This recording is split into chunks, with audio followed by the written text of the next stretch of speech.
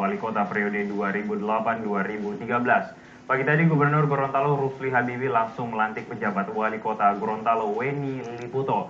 Pelantikan ini berdasarkan surat keputusan dari Mendagri yang menetapkan Weni Liputo sebagai pejabat sementara hingga adanya Wali Kota definitif hasil Pilkada Kota Gorontalo.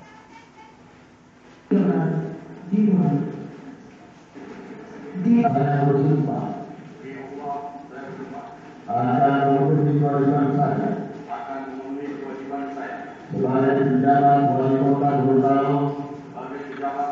Gorontalo dengan sebaik-baiknya dan sebaik-baiknya.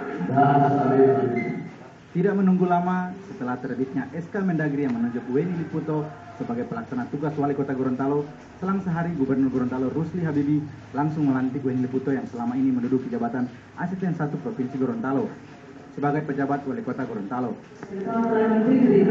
Oleh pejabat Wali Kota Gorontalo berhubungan dan disaksikan oleh Gubernur Gorontalo.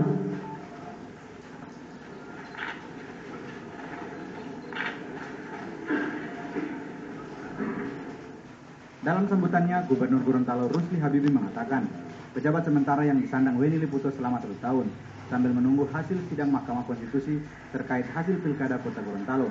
Melaksanakan pemerintahan di Kota Gorontalo sambil menunggu Wali Kota dan Wakil Wali Kota yang insya Allah yang sekarang masih berproses dalam konstitusi.